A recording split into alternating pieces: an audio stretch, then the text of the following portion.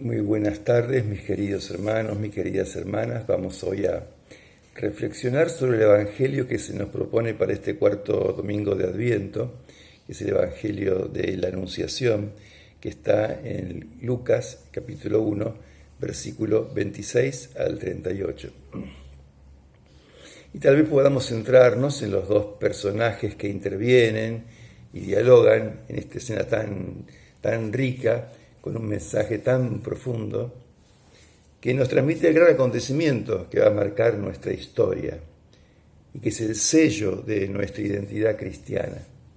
Nosotros creemos en un Dios encarnado, en un Dios que se hace humano, en un Dios que camina con nosotros nuestra historia. Los dos personajes de la escena no son los únicos, pero son los que dialogan, son el ángel Gabriel. Nosotros sabemos que de entrada su nombre, así nos lo presenta el evangelista, pero él no le dice nada, no le revela su nombre a María. El ángel en realidad representa a la palabra de Dios, y su interlocutora es María, que como dice la canción, es una muchacha humilde de Palestina. Fijémonos primero que el relato no pretende contarnos una historia literal, como si todo hubiera sucedido exactamente así. Si lo tomáramos literalmente, el ángel sería un mentiroso, porque muchas de las cosas que anunció no se cumplieron literalmente. No hubo trono de David para ese bebé, ni reinado para siempre sobre la casa de Jacob, sino al revés.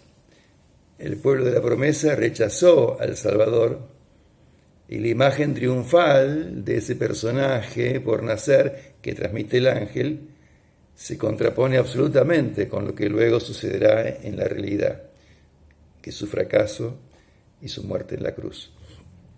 Por tanto, tenemos que aprender a leer las Escrituras, distinguiendo el mensaje que nos quieren transmitir de la forma o el ropaje con que lo hacen. Hay que reconocer que Lucas, de un modo extraordinario, nos transmite, a través de esta narración, la profunda experiencia de Dios que tuvo María cuando concibió a Jesús. Y también nosotros tenemos que intentar esforzarnos para saber y darnos cuenta qué querrá decir este texto a nosotros hoy. Porque no es un simple texto de historia para saber qué pasó hace 2000 años. Es un texto que nos habla a nosotros hoy. Digamos de entrada algunas palabras sobre el mensajero y después diremos algunas cosas sobre María. Es muy interesante, muy curioso darnos cuenta que lo primero que transmite el mensajero, el ángel o Dios, es alegría. Alégrate, María. Lo primero, alégrate, María. Lo cual significa que nosotros creemos en un Dios que es alegría y comparte con nosotros su alegría y que quiere que todos los seres humanos seamos felices. Una alegría que aleja el temor, porque la fuente de la alegría es la presencia de Dios en cada uno. El Señor es contigo. Él nos llena de gracia, nos llena de amor. Eso hace que la tristeza, el temor, huyan. La fuente definitiva de nuestra alegría, aun en los momentos más complejos y complicados, es sabernos amados por Dios. Tal vez esta Navidad sea uno de los mensajes más importantes que debamos escuchar, ¿no? De parte de Dios.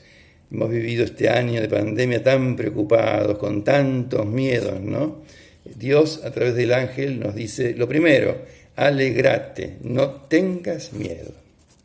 Eso es lo primero. En segundo lugar, la buena noticia que el ángel le da a María, ¿no? Es una propuesta de concebir, de dar a luz y poner nombre al Hijo del Altísimo. No dice al Hijo de José, al Hijo del Altísimo. Interesante.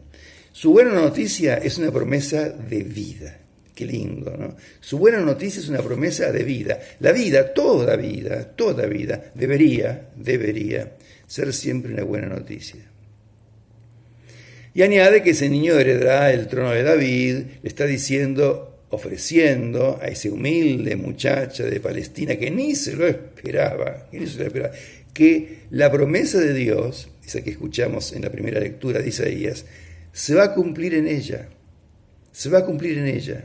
El Mesías, largamente esperado por el pueblo de Israel, será carne en esa humilde muchacha de Palestina.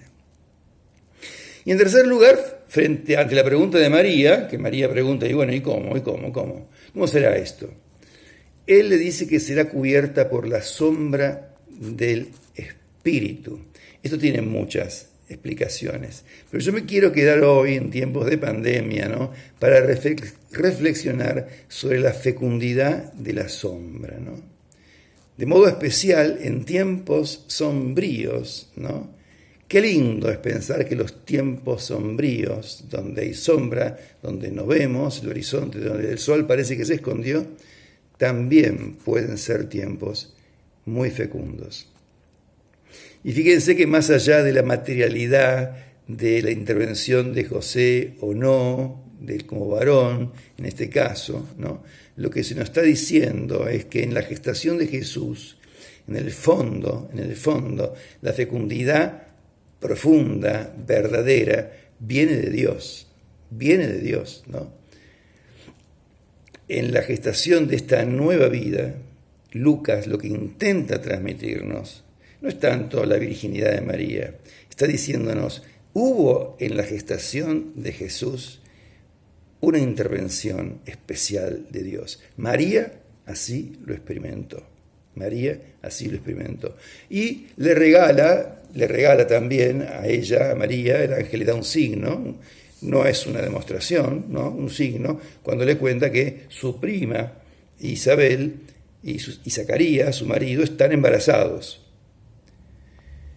Y lo que menos importó, obviamente en este caso, cómo se realizó el embarazo. No importa, el asunto es que las dos personas estériles han sido fecundadas por la fuerza, por la presencia, por la acción de Dios. Porque para él, nos dice el ángel Gabriel, no hay absolutamente nada imposible. Y seguramente aquí nosotros tengamos una de las enseñanzas más fuertes que para meditar en Navidad, una de las cosas que más nos pueden impresionar, una de las más grandes paradojas del misterio de la encarnación. Ese Dios para el cual nada hay imposible, se autoimposibilita, se hace limitado e impotente. El Dios para el que no hay nada imposible se hace autolimitado e impotente. También podríamos destacar en María tres cositas, ¿no? El evangelista se preocupa por situar bien concretamente a María en la historia de su pueblo. No nos está narrando un hecho fantástico, nos lo narra este acontecimiento con un lenguaje muy especial, de los ángeles, etc. Pero no quiere que ello nos haga imaginar a nosotros, que nos cuente una fantasía, ¿ven? Un cuento chino, algo simplemente ficticio. Por eso se preocupa también de darnos unas coordenadas históricas, espaciales, en las cuales se sitúa concretamente el nacimiento de Jesús, ¿no? 6 meses después de Zacarías, estando reinando Herodes, en un lugar concreto que es Nazaret, ¿no? Bien concreto, para darnos a entender que esto pasó en nuestra historia, no pasó allá entre los ángeles en el cielo. María es una muchacha de carne y hueso, nos viene a decir Lucas. En segundo lugar, hay que destacar que se nos presenta a María como una muchacha que pregunta, que no se queda muda, que no dice sí fácilmente e inconscientemente. En primer lugar dice, María se preguntaba qué significaba, qué podía significar ese saludo. María reflexionaba, se asombra, se inquieta, se desconcierta. ¿No le parece natural que a ella se le aparezca un ángel o que siente una voz de Dios en el fondo de su corazón, como haya sido, que le diga, alégrate, llena de gracia, el Señor está contigo? No, ella siente que le queda grande ese saludo, ¿no? Y justamente porque María era una muchacha normal, que no vivía en éxtasis ni haciendo arrobamientos místicos raros, justamente por eso le extraña, le parece raro a mí ese saludo. Y se pregunta, y el ángel, Dios, se da cuenta del desconcierto de María y le dice, no temas. Pero además se atreve ella a enfrentarlo al ángel, a Dios, y le dice, ¿cómo puede ser esto? María con seguridad que sabía que los niños no venían de París, pero ella estaba desposada en un tiempo en que no tenía relaciones con José, y las promesas de Dios hechas en la antigüedad para el nacimiento de un niño de una pareja estéril como la de Abraham y Sara, como la madre de Samuel, como la madre de Sansón, son promesas hechas a parejas estériles, no a doncellas que se están por casar. Entonces ella se extraña de esto, no le produce desconcierto. ¿Cómo puede ser esto? Que yo, sin tener relación con ningún hombre, quede embarazada. Y finalmente quiero destacar de María ese sí incondicional y sobre todo ese sí humilde, ¿no es cierto?, que manifiesta que en ella se da cuenta, ¿no es cierto?, que va a entrar en un proyecto de Dios que la supera, que Dios mismo es el que debe llevar a cabo esa obra, que esa obra no será mérito de ella. Y entonces dice, yo soy la esclava del Señor, que Él haga en mí lo que Él quiera. Que Él sea el sujeto, el actor, que Él haga en mí, que estoy como el barro en sus manos, lo que Él quiera, ¿no es cierto? Que se cumpla en mí su palabra, su deseo, su voluntad amorosa, ¿no? Ella se abre, se pone como en pasiva, ¿no es cierto? Porque la gente de la transformación del embarazo, en este caso, de la acción que Dios quiere realizar en ella, la gente es Dios. Y va a ser un sí sostenido hasta el final. Va a ser un sí que pasará a través de múltiples circunstancias y que ella va a sostener hasta el final. Evidentemente, junto a la cruz, María, si recordó las palabras del ángel, le habrán parecido una broma de muy mal gusto. Este era el trono de David, este era el que iba a reinar para siempre, ¿no es cierto? Por eso ella guardaba en su corazón, era una mujer de interioridad, y guardaba en su corazón todo aquello que veía, que escuchaba de Jesús, que el ángel le había dicho. Termino. Hoy Dios nos sigue a nosotros pidiendo el corazón para nacer. Dios quiere seguir naciendo en nuestra historia. Necesita corazones abiertos, solidarios, disponibles, creyentes, que le hagan un lugar para que Él pueda nacer.